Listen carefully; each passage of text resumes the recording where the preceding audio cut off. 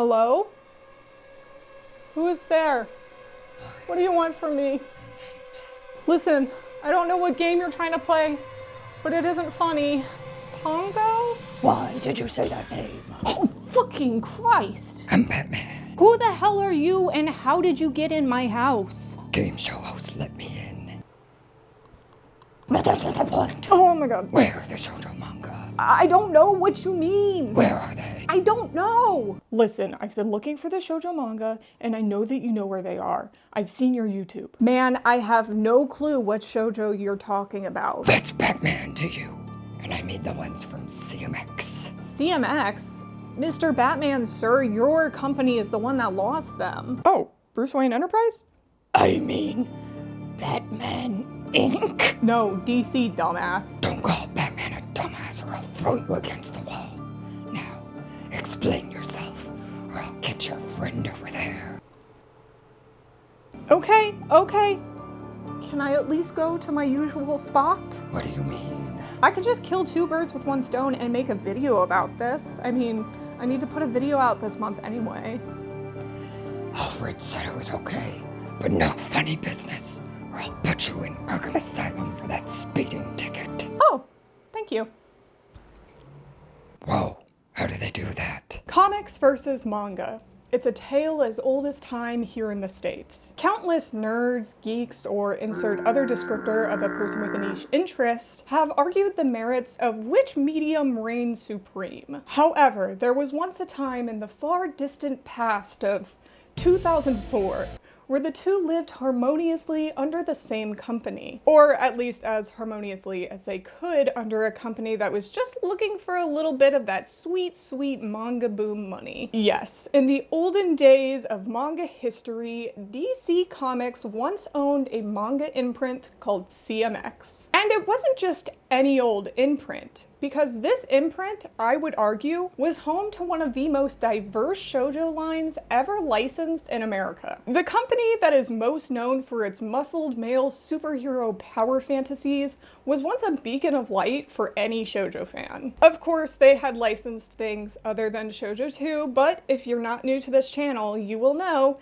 that I only care about the shoujo and josei in these things. It's unfortunate though that despite its massive catalog of shoujo, CMX had a very short lifespan on top of a tumultuous start right out the gate. The imprint only lasted a measly 6 years in total before closing its doors. You would think that with a big name in comics like DC backing this imprint, it would have had a long and tenured history, but you would be hard-pressed to find anyone nowadays who even remembers it. You'd be even harder pressed to find someone that actually has CMX manga in their collections. That is, unless you're a masochist like me and you're looking for many of their out-of-print titles, many of which never even made it to completion. The secret third option would be that you are older than me and you still own copies from that time. So, what the heck happened to CMX? How did such a notable publisher put out an imprint of manga that only ended up as a blip on the map, paling in comparison to the likes of Viz or Tokyo Pop? Was it nothing more than a quick cash grab from a comics company hoping to expand its audience? Or was it possibly the manga fans themselves that drove CMX into the ground? Yeah, where do they go? Batman wants to know, so keep the video moving. No more interruptions then. You heard that, Alfred. Now keep your fucking mouth shut. If you have never heard of DC Comics, then you've been either living under a rock or you've never been to Six Flags. It is one of the most well-known and oldest comics publishers with IP characters such as Superman, Wonder Woman, and our guest Batman over there. The company was the #1 comics publisher for a long period of time until recently when Viz Media beat them out. So, of course, when the 2000s rolled around and manga was seeing a significant uptick in sales in the American book market, DC was feeling a little threatened that a new company was encroaching on its podium. It was in July of 2004 when DC announced the birth of their CMX imprint, a dedicated line for publishing manga straight from Japan. They were set to release 3 launch titles in October, with the imprint being headed by group editor Jake Tarbox. He would be the one to oversee both translation as well as what gets licensed. Prior to his work at CMX, he had an extensive history of working in the manga sphere, living in Japan for 14 years while being the editor-in-chief for Raijin Comics and also working at CMX. Upon the announcement of this new imprint, the then president of DC, Paul Levitz, highlighted two goals or exciting aspects of this new venture. First of which was that they were acutely aware of manga's popularity in the States at this time, and specifically among girls and women. Essentially, DC Comics wanted a slice of that girl pie, which comics so rarely gave them since they were seeing how beloved manga was with this demographic. Probably because there was a type of comic that was specifically made with them in mind, unlike in America, i.e. shoujo and josei. The second aspect was that CMX would be publishing a large variety of genres. Romance and action have always been the biggest sellers of the manga publishing realm, but because of this, that means we don't get many genres outside of that. The popularity of Naruto and Fruits Basket in these years left little room for other things to get published. However, DC wanted to take a possible risk of losing money to bring over horror, sci-fi, mystery, etc. to America. It was noted that they wanted CMX to be a diverse and author-friendly line like other imprints in their company. With these core David tenets in mind, CMX officially launched with its first set of titles in October of 2004. The three series they offered on launch were Madara, Land of the Blindfolded, and From Eroica with Love. Madara was a seinen adventure series, Land of the Blindfolded was a supernatural slice of life, and From Eroica with Love was an action mystery. Interestingly enough,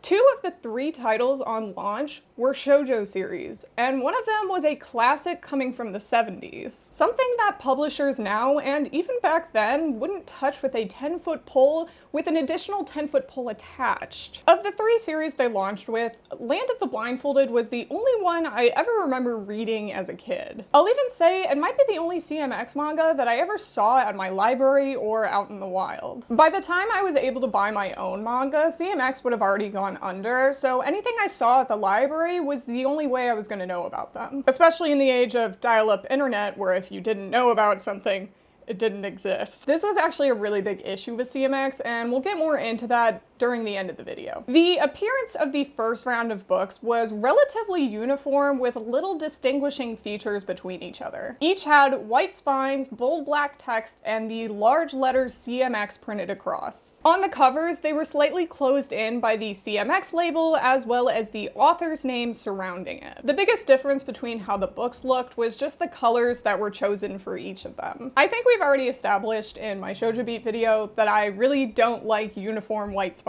I think these CMX ones are particularly egregious though, because nothing about them makes them stand out amongst a sea of manga. Shoujo Beat wasn't even around when CMX first came out, so that even makes the white spines with black text almost worse in my eyes. At least for Shoujo Beat, the text was in color and not just a bold black. Another huge issue with the books on launch was the stiffness. It was actually very funny when I was looking into CMX how many people commented on the firm quality of the manga. Since I own two early series from them, I always just imagined that they were old and hardened and never really thought that maybe that was how they were printed. I have truly never owned a paperback book that was as stiff as these bad boys. To turn a page, you almost have to crack the spine in half. If I opened it and let go for even a second, the book would snap back like it was a rubber band. You could probably make a crunchy ASMR video just by sitting and reading the book normally. These things are hard covers disguised as paperbacks. In the initial announcements, they also teased their next batch of acquisitions. Once again, coming out swinging with new shoujo titles like Gals, The Devil Does Exist, Musashi No. 9, Swan, and Phantom Thief John. Three of these titles probably fit nicely in the market back then, with Gals and The Devil Does Exist being more romance comedy based series. You also had Phantom Thief John, which was a magical girl series which never goes out of style, and is also also by the extremely popular mangaka Arina Tanemura. If I'm not mistaken, this was the first series we ever got from her in English, as all of her series are licensed by Shoujo Beat, which didn't show up until 2005. Particularly interesting in the second batch of manga was Musashi No. 9 and Swan, since they were a huge departure from what had previously done well in America. The first being an episodic action shoujo, and the latter being another classic coming from the 70s, which, as you can probably tell, are pretty big outliers. Best-selling shoujo series from the years before were titles like Mars, Karikano, and Peach Girl, all dramatic romance series. So the risk that CMX took on by licensing shoujo titles outside of those genres, and just in their second batch of announcements, can't be overstated. CMX also did publish non-shoujo titles in the second batch, like Monster Collection and Tenjo Tenge, but the majority of their titles right at launch were shoujo series. Something I could never imagine happening during the second manga boom, where the male audience is more heavily considered in acquisitions. Just looking at the shoujo titles they were offering, I can't help but want to go back to 2004 and give CMX all my money, hoping that they could stay around a little longer. The fact that they published two classic shoujo titles, Swan and From Arawika with Love, would almost be laughable if you suggested this to a publisher now. Despite the amazing list of diverse shoujo that they put out on launch though, CMX was not known amongst manga fans for that reason. It was actually known for a different reason. Something completely unrelated to shoujo that tainted many people's view on the line from the get-go, leaving a bad taste in their mouth, which led many to never want to purchase CMX titles from then on. No, it wasn't because of the crusty, dusty book feel, but because of the censorship of a seinen manga called Tenjo Tenge, which I mentioned a little bit earlier. This was a raunchy seinen title from the magazine Ultra Jump that has T&A and essay galore. Close-up panty shots, torn shirts that expose the nip, girls getting assaulted, etc. You get the idea. With the release of the first volume, fans realized pretty quickly that CMX had censored the series. The nips were no longer slipped, and asses were no longer handed to them. Through the use of effects, cropped-in panels, and added tank tops, Tenjo Tenge was able to avoid getting shrink-wrapped and kept a 16+ rating. This was done with the approval of both Shueisha and the author, since edits like this would have to be heavily overseen by the original company. Anything being changed about a series acquisition by an American company has to be approved or monitored by the author or publisher. If these edits were not given a look through by Shueisha first, CMX would have been in huge trouble. Viz once tried to throw together a bunch of one-shot shoujo titles all from different authors that wasn't approved by Shogakukan, and because of this, the manga got pulled from shelves because it went against what the company had approved. If the censored images weren't okay with Shueisha and by proxy the author, Tenjo Tenge would have never gotten translated past volume 1, since it wouldn't have been allowed to even be sold at all. With all that said, this didn't stop fans from being incredibly pissed still. Of course it wouldn't. You're dealing with men and their titty manga, and no one can get in the way of a man in his titty manga. Tenjo fans began to boycott the imprint and demanded that CMX re-release the series without edits. There was even a site that went up from a Tenjo Tenge enthusiast which chronicled every change made within the first volume. Which is how I know that most of the changes in this series that were made were adding a bikini top to a topless woman, or changing the font size or text. I know that I'm being a little harsh on fans for being upset in this instance. I am semi-biased, since I do find it a little silly that adding a tank top to a woman with her tits out led to people boycotting a company that gave us some really cool shoujo. It was also kind of funny to see one user back in the day say that the manga had become unreadable because of these changes made. I was able to actually see what changed in the first volume, and I don't think I would have even noticed if a titty was supposed to be out or not. Some of the fans at the time even said that all of CMX's acquisitions were lackluster or poorly chosen up until then, continuing that Tenjo Tenge would be their biggest hit if they hadn't censored it, completely dismissing all of the very cool and interesting shoujo titles that they had already released. But this is nothing new. for any manga fan. At the same time, I do understand that licensing this title and not warning fans prior that it's going to be censored isn't good for business. It also is, in fact, a very weird choice to license a series that was made for one audience and reworking it to sell it to a completely different audience. There should have been some sort of notice before it came out that the series was going to be sold to a younger audience, or it should have just been left as is. Honestly, licensing it at all was a strange move if they didn't feel confident enough in it for their first batch of announcements. The damage was already done though, and everything about CMX became about their decision to censor Tenjo Tenge. Any panel they attended from then on left them bombarded with questions about the censorship of Tenjo Tenge and whether or not they would release unedited versions in the future. It was also said that at these cons, some fans would leave little sticky notes on stacks of free manga at their booths saying something like censored manga or edited manga, don't buy. CMX was no longer an imprint of manga from DC, but an imprint for hypocrites who censor. Some people specifically citing the slogan, which was 100% the way Japanese creators wanted you to see it. Although I will quickly say that the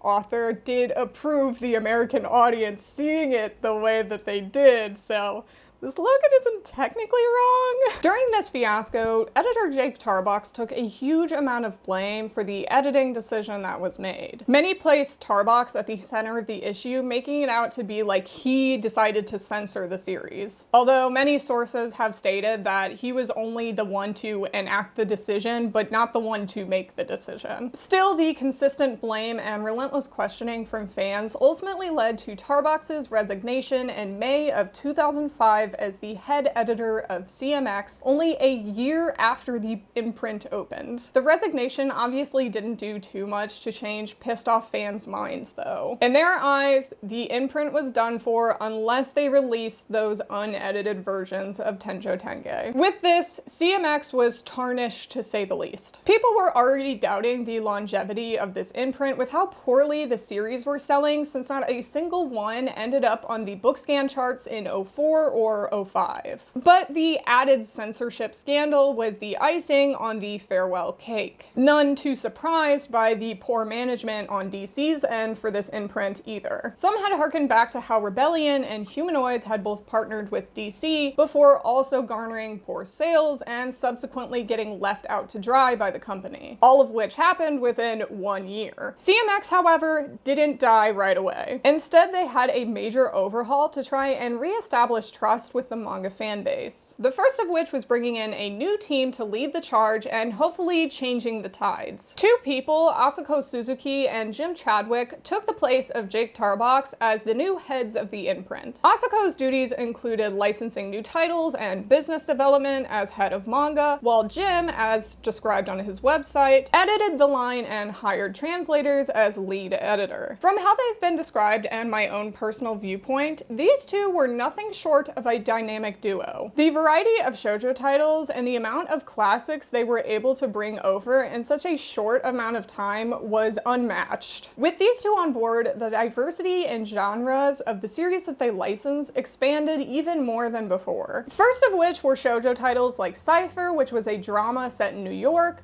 Moonchild, which was a sci-fi set in New York, King of the Cards, which could be described as a Yugi shoujo, and Tower of the Future, which is a sci-fi rom-com by the same author as Please Save My Earth. Outside of shoujo, they had announced the license of the very popular seinen title Emma, and then later announcing the spin-off series Shirley. The range this imprint had in the manga they offered rivaled only that of Mariah Carey singing Emotions.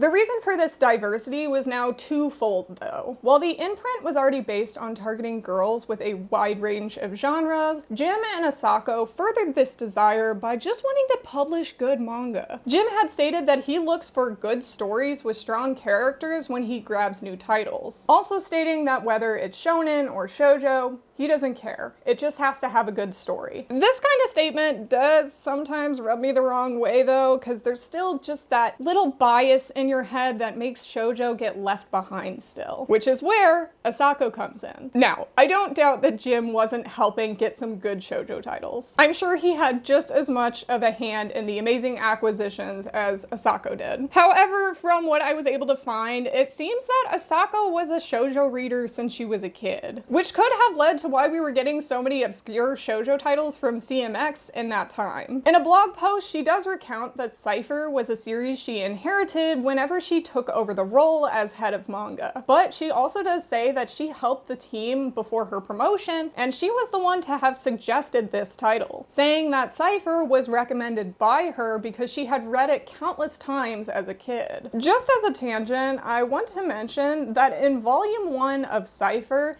it is one of the most atrocious, unreadable lettering decisions ever made. If anything should have been boycotted about CMX, it was the decision to place the letters vertically instead of horizontally. Trying to read the first volume of this manga made me dizzy, as I would try to turn the book to see if I could read the vertical letters, you know, better on the side, and then I would give up and I would just have to sound it out one at a time like I was a toddler. I don't know who thought that that was a good idea, but none of the other CMX manga I own has vertically placed letters like Cypher does. They did fix the uniformity issue with their manga when Cypher rolled around in October of 2005 though. The change in spines can be seen between volumes 4 and 5 of Musashi No. 9, as well as 5 and 6 of Land of the Blindfolded, both of which got more of a unique stylistic flair to them. They both got their own colorways, and the covers were no longer boxed in with text. In addition to the change in front covers, the back covers were also more specially catered to each series. Cypher got oval picture frames to make it seem more vintage, and the series canon got a full color wrap. This helped reinvent the look of the manga from this imprint, allowing you to grasp the vibe of a series just by a glance. Despite having some major internal changes that were positive and moved CMX into a better direction in my eyes, the press cycles were still plagued with Tenjo Tenge questions. Most articles that I could find about CMX after 2005 were just about Asako and Jim having to re-answer whether or not the imprint would make unedited versions of the series.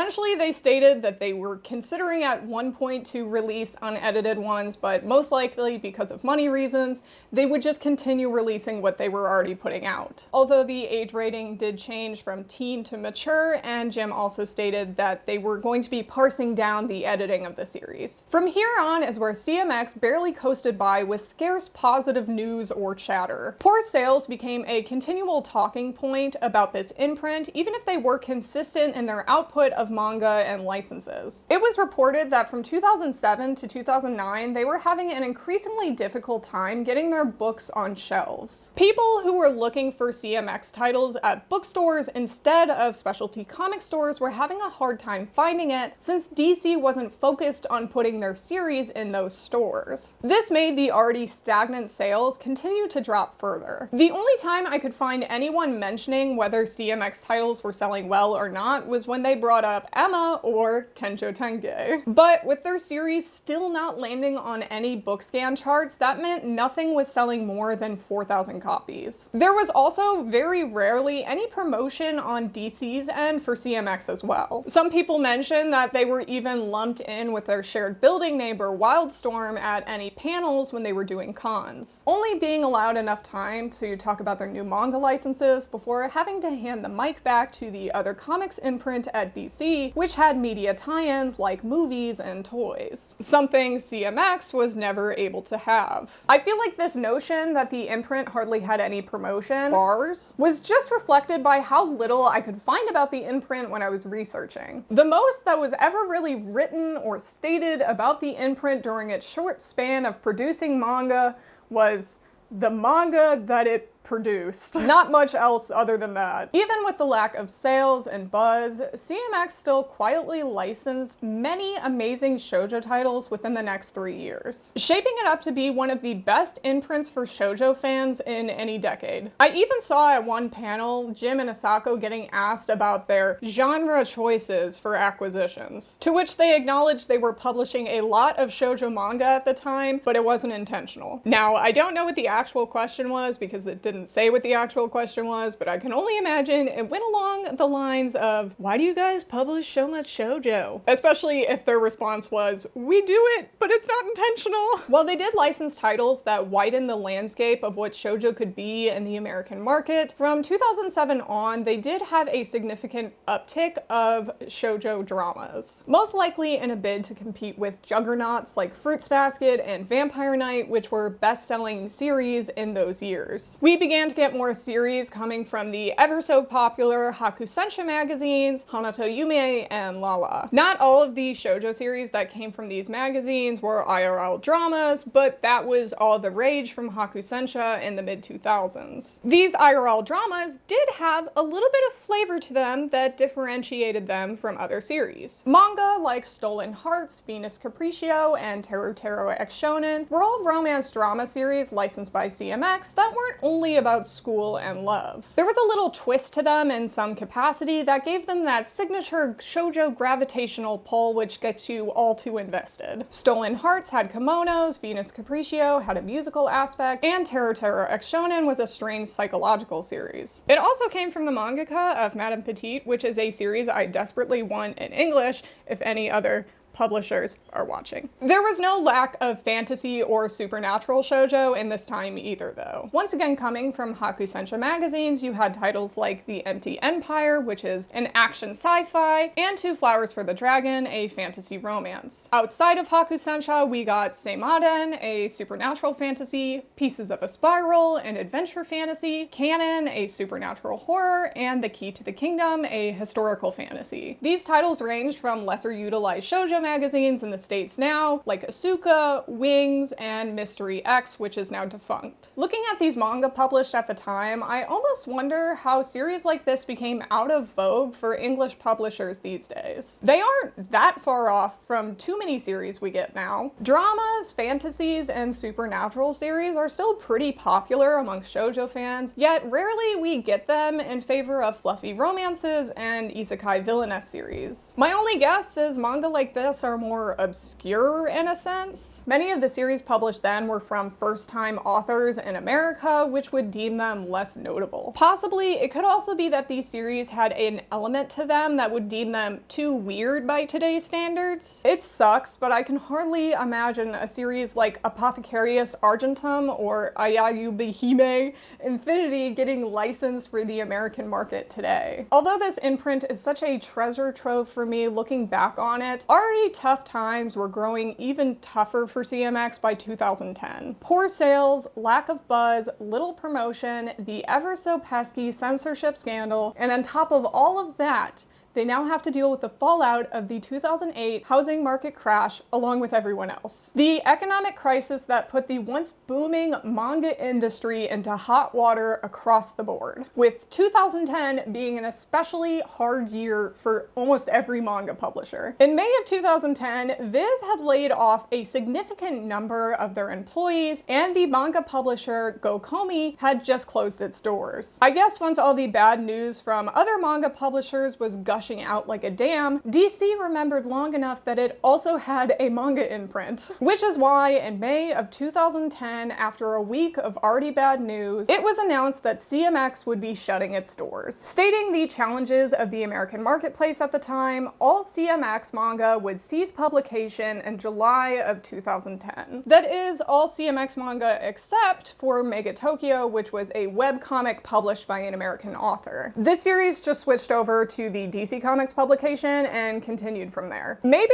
it was just because of the sensitivity that many had to the current climate of manga and what seemed to be the downfall of the American manga industry, but many people were extremely upset about CMX closing, which is unexpected considering there was ever little talk about CMX when it was around. What once felt like no one cared enough about CMX turned into everyone having an opinion on its demise. Many of these opinions were incredibly angry and and rightfully so, blaming DC entirely for dropping the ball on what could have been a well-loved and diverse manga imprint. The consensus among the manga blogosphere, and I need to ask, did you guys have a word for that back in the day when blogs were more popular, was that the biggest issue CMX consistently faced was zero shelf presence in stores. This coming from the fact that DC just fundamentally did not understand the American manga audience. Bookstores are where manga gained the most traction at, not specialty comic stores. However, bookstores isn't where DC placed its attention, which made it lose the core audience that it was wanting to get money from: girls and women. It's no secret that comic stores are not often seen as being girl-friendly. Maybe they're getting better now, but remember, this is a time where people still thought that the Big Bang Theory was very funny. Can you please stop staring? They're just girls. It's nothing you haven't seen in movies or in drawings. Comic stores aren't really a place that you would consider a gaggle of teen girls congregating for a fun little hangout. You would be able to find a gaggle of teen girls in a mall though, and in those malls, you would find a chain bookstore. More commonly now, you'd find a Barnes & Noble or a Second and Charles, but back then, it was more likely a Walden's Books or a Borders. These bookstores were accessible, and these bookstores had manga. An easy entry point with little judgment for young girls to find manga that piqued their interest. Yet, because DC was not placing their series there, CMX was losing the core demographic that they were licensing for. Twofold with how little their manga was in libraries as well. Like I said, I only ever found Land of the Blindfolded. Young girls and women were a major buyer of manga in these years. Consistently, they were the ones that were most targeted for titles by companies like Tokyo Pop, Del Rey, and Viz Media. DC desperately wanted that unique demographic that rarely came to them for a comics experience, especially because they were seeing that audience go to other publishers that were their rivals. When they could finally work on gaining that audience from CMX though, they fumbled the bag hard. Not even considering learning how to get the books that they wanted to sell this audience into their hands. Just like in my Shoujo Beat video, when the Shoujo Beat magazine met its maker, the school library journal did another amazing roundtable discussion on this matter. The big point made by each person involved in this discussion was that DC getting rid of the CMX imprint was isolating young girls from this publisher. The discussion leader, Snow Wildsmith, said that while DC may have stated themselves they were hoping to pull girls into comics, they clearly couldn't care one way or the other, abandoning their young girl readers who aren't into superheroes entirely. These sentiments only echoed further by other people who were on this roundtable when discussion continued. When anyone was talking about the sadness they felt with CMX ending, it was also paired with them saying, "I'm losing one of my favorite shoujo titles." Whether it was Two Flowers for a Dragon, Swan, Moonchild, From Eroica with Love, Oyayubi Hime, Infinity, everyone was lamenting the eventual out-of-print nature of their favorite titles. This imprint from DC somehow became a watering hole for any shoujo fan that was just looking for a good series and having a fun time. It was even referred to by one blogger as a shoujo giant. So it definitely feels like the fall of CMX was one of the first and biggest blows to the fans that so loved this demographic. The parent company cared so little for the manga they were trying to sell, and it showed. There were complaints about everything from inability to market the material to bookstores and reviewers, to only putting previews for new titles and solicitations. DC clearly had no clue how manga fans found their series, nor did they really care to find out. They'd rather just axe the thing that wasn't making them a profit rather than putting in a little elbow grease in the marketing. Sure, the economy wasn't doing great at the time, but it's fucking DC Comics, for Christ's sake. You and I both know that they had the money. CMX wasn't the only imprint from DC to get the Marie Antoinette treatment, and it surely won't be the last. The fact of the matter though is that with CMX gone, we didn't just lose an imprint. We lost the diversity in shoujo manga that we have so sorely needed in the American market. With years leading up to 2010 being dominated by series like Blackbird, Maid-sama, or Ouran High School Host Club, CMX gave shoujo fans an alternative to mainstream titles. We had an imprint that was willing to take an incredible amount of risk to license shoujo titles. And if it had the right marketing, could have cultivated a fan base of young girls and manga fans alike. Had they just gotten actual backing or attention from their parent company, this imprint could have worked out. But as we continue to learn in these company overviews, anytime a publisher comes on hard times, shoujo is the first thing to get cut. The demographic of young girls is never going to seem like a viable or lucrative option for these companies. They'd rather continue with what they've always done instead of pulling themselves up by their bootstraps, putting in actual efforts to learn the buying behaviors of an audience they continually say they want. Hell, DC even did the exact same thing with their own comics imprint that was supposed to be targeted toward young girls called Minx,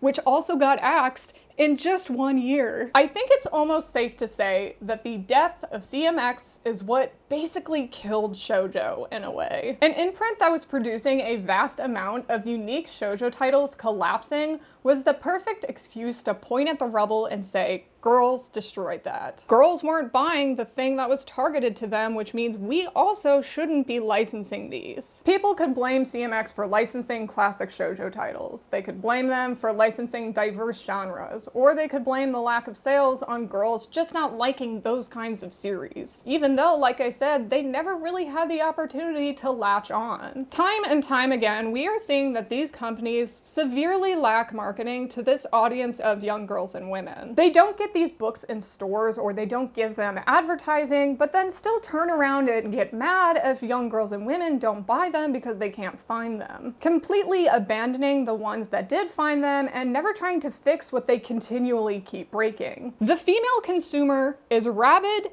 and loyal. Yet these companies keep leaving them out in the dust when they try so little to actually get them on board. It's sad how I continually look into these companies and continually see how little they actually care for their consumers of girls and women. It's to the point where I am no longer surprised as to why the American manga market is the way it is now, targeting the male consumer instead because they can always market an anime along with it, unlike with shoujo. Really, everything about why shoujo is so looked down upon is interconnected with each other, and the more I look into it, it's just like baffling to me how others don't see it too. They can get a rabid fan base for one shonen or seinen series and be set because they hardly have to put much marketing into it. Whereas with shoujo, which rarely get any media tie-in like merch or anime, they have to put extra effort into getting the name out there. Marketing for the male consumer is easy for them because they only have to do what they've always done. Wow, that made Batman very sad. Well, that's what happened to shoujo manga. There's nothing I can do about it now. Nothing you can do, but Bruce Wayne can. You see, if I throw enough money at DC and injure enough people under the guise of being a superhero, I can get anything I want. I'm the Elon Musk of Arkham, baby. They already went under though. There's no possible way we can get them back. That's the thing about being a billionaire. Wherever there is money, there's hope. Shoujo manga may be gone, but it won't be for long. The more you believe in the rise of shoujo, the more it will come true. Which is why I'll be out there pressuring companies to license more shoujo series. I'll stay vigilant. There's shoujo out there, and I'll get it. I'm no longer Batman. I'm Shoujo Man. Can you stop letting insane people into my house, please? I don't know, he seemed cool.